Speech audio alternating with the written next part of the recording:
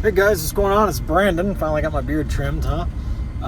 Was out of town traveling and doing some things. But anyway, got my hair cut a little bit also.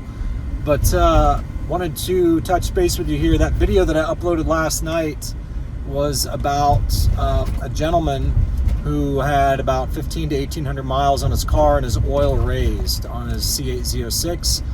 So he got on Google, typed in z06 oil raising because his dealership, nothing against them, they're just like, we don't know what this is about. We have no clue why your car would do this.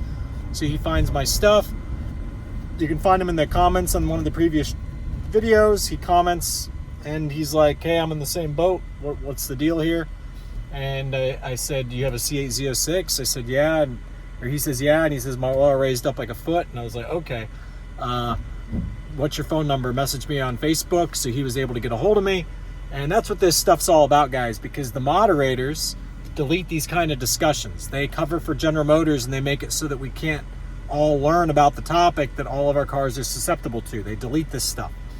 And the GM puppets tell the moderators you need to delete this stuff, and the moderators like Chet Beige and Clayton Smith and all these different people, they fold and they pull this stuff down and they just attack my character that I'm a troll, when in reality you guys are all driving fucking ticking time bombs and you're all too fucking stupid to take advice from the highest mileage C8 Z06 driver on planet Earth. Good luck, dumb fucks, okay? Because that's what you guys are, most of you. The people who are subscribed to the channel, you guys are good people, obviously. You know what's going on. Most of you anyway. There's a lot of haters who subscribe and watch my shit too because they all think that they're sweet.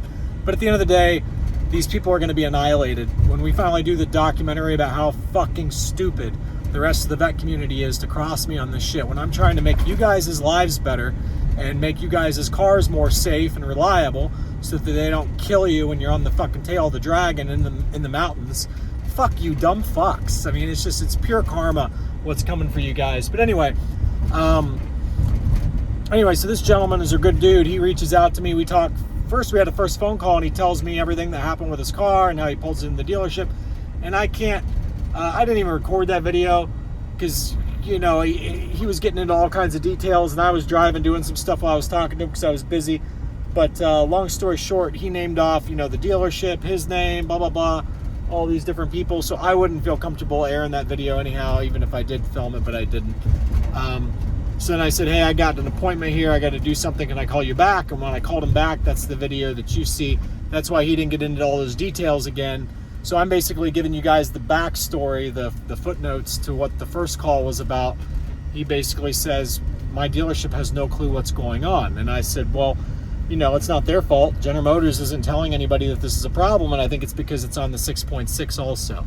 It's a planned obsolescence. So what you got to do is you got to get your DTC code page printout, which is the hard evidence that there was the codes, and then you got to get them to add it to the RO. That way it's in the database so that all the other dealers can see it when you come into the next dealer and the next dealer, because they can't see your previous DTC pages. So you got to get both those things, DTC page printed and then added to your RO, those codes added to your RO.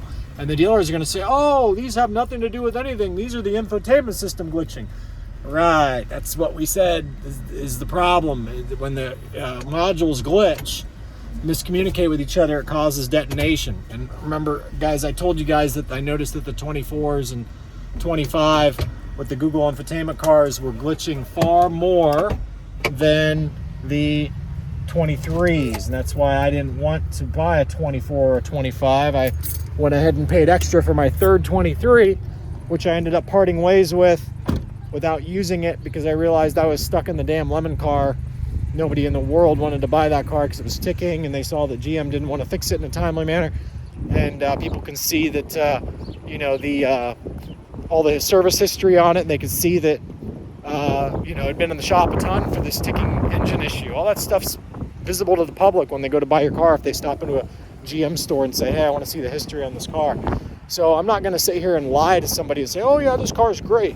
I'm going to tell them the truth, and as soon as you tell people the truth, they have no interest in the car whatsoever. Completely.